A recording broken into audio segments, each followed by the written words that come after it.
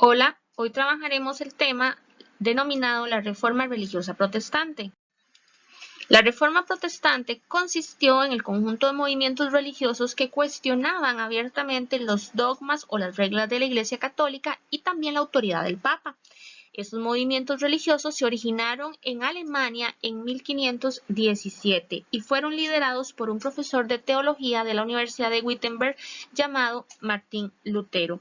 Martín Lutero establece una serie de proposiciones para abrir un debate académico en relación con las prácticas de abuso que constantemente realizaba la Iglesia Católica para obtener dinero a cambio del perdón de los pecados.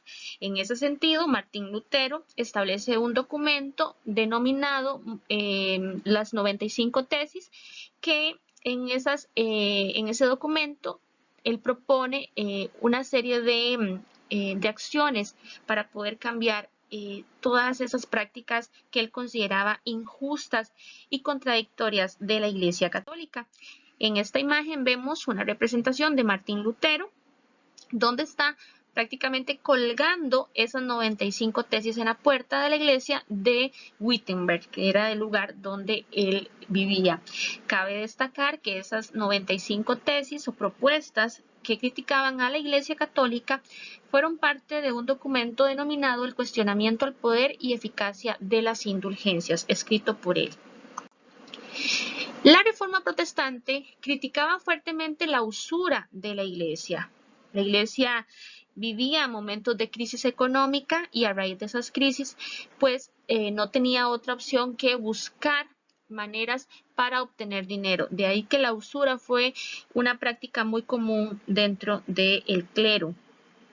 También la Reforma Protestante estaba en contra de las indulgencias, que, como lo dije anteriormente, era el pago por los pecados. En ese sentido, Martín consideraba muy injusto y además contradictorio que la Iglesia cobrara por esos pecados y que la gente que él consideraba de una manera víctimas o ignorantes se movieran a través de estas ideas de la Iglesia para poder obtener el paraíso o el cielo que le vendía la propia Iglesia Católica a sus fieles.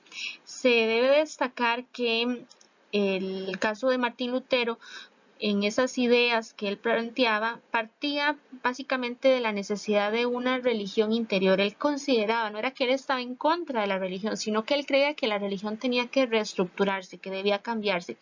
De ahí la necesidad de una religión interior basada en la comunión del alma, la humildad y también de que fuera una comunión receptiva con Dios. Prácticamente en el siglo XVI el continente europeo fue sacudido por una serie de movimientos, no solo de él, básicamente también habían grandes académicos que compartían esas críticas que él realizaba a la Iglesia.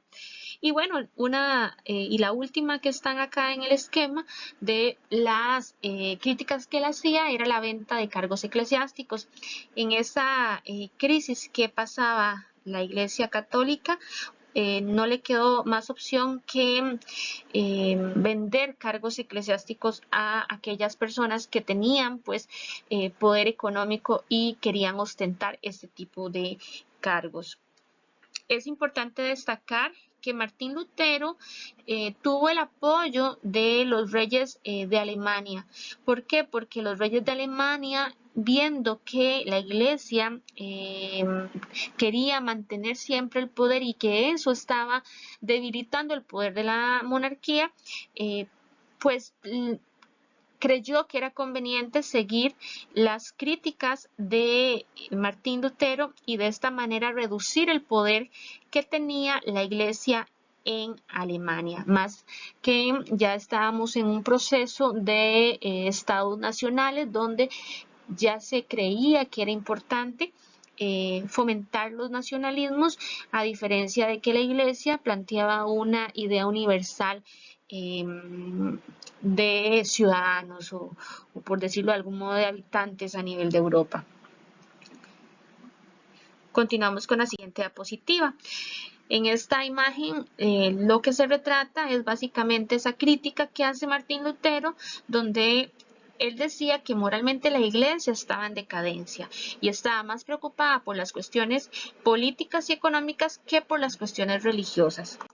Recordemos que la iglesia es una institución sumamente poderosa, ya hemos dejado la Edad Media atrás, pero recordemos que durante la Edad Media fue una de las instituciones más poderosas que se destacaron en ese periodo.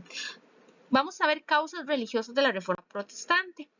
Bueno, hablábamos anteriormente de la corrupción. Una de las causas fue la corrupción del clero religioso. Se dice que el clero realizaba comercio fraudulento y mercantil de algunas reliquias, por ejemplo, y el dinero obtenido de esas indulgencias, como por ejemplo el pago de los pecados, fue destinado a la misma construcción de la Basílica de San Pedro. Vean ustedes una imagen que está al fondo de esta pantalla y observe cómo esta gran arquitectura de este edificio tan hermoso de la Basílica de San Pedro fue construido gracias a todos los dineros que obtuvo la iglesia a través de las personas que pagaban con el fin de que la iglesia les perdonara sus pecados y poder obtener el cielo.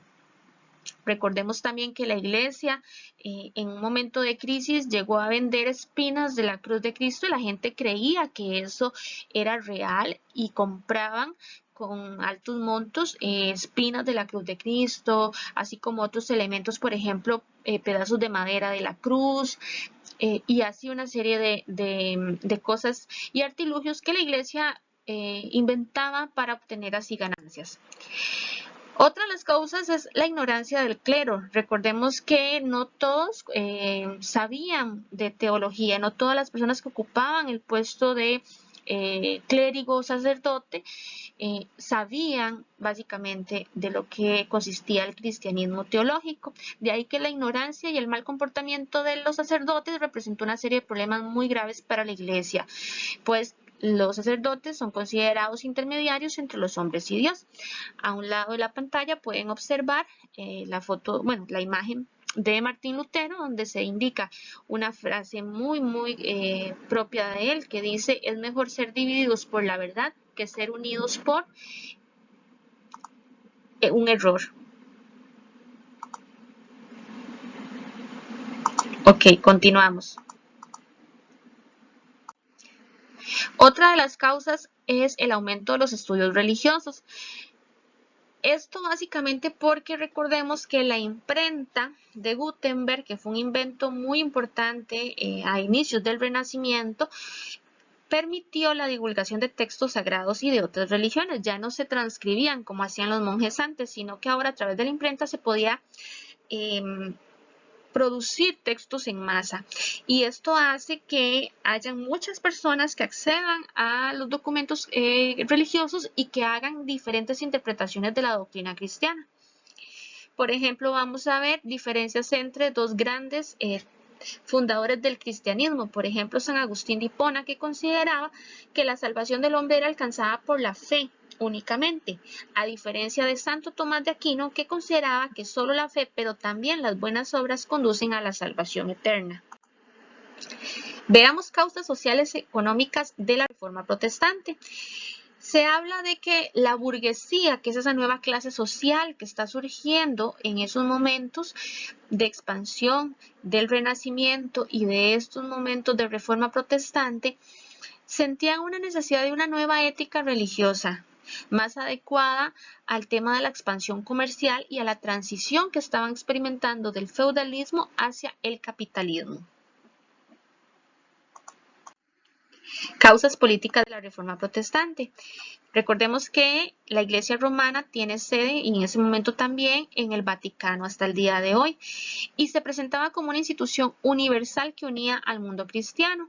Esa noción de universalidad es la que es cuestionada, porque estamos en procesos de construir estados nacionales con lenguas, con tradiciones muy específicas, y esa construcción de los estados nacionales se basaban en afirmar las diferencias en relación con otros estados. Recordemos que durante la Edad Media los territorios más poderosos se denominaban reinos, pero poco a poco, con todo el proceso de transición hacia la modernidad, vamos a cambiar esa idea de reinos. Los reinos van a cambiar muchos. Por ejemplo, hay unos que se van a unificar y se van a crear estados nacionales, que posteriormente, años después, van a ser considerados países.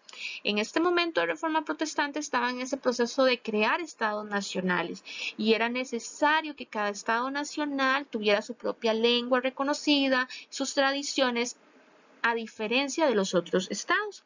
De ahí que la Reforma Protestante le correspondió velar por esos intereses nacionalistas contrarios a la divulgación de una iglesia universal igual para todos, que es la divulgada por la Santa Sede, ¿verdad? Una lengua nacional, un idioma oficial, que era latín, y una iglesia católica, romana y apostólica.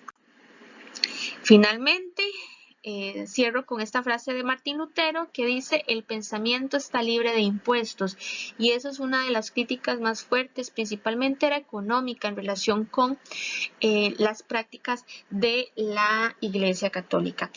Esto provocó un cisma. Un cisma significa una ruptura dentro de la Iglesia Católica, una ruptura que marcó la historia de la Iglesia en el lado europeo, y eso es hasta el día de hoy. De ahí que esa reforma protestante generó muchos movimientos religiosos y nuevas religiones consideradas religiones protestantes. Eso ha sido todo. Muchas gracias.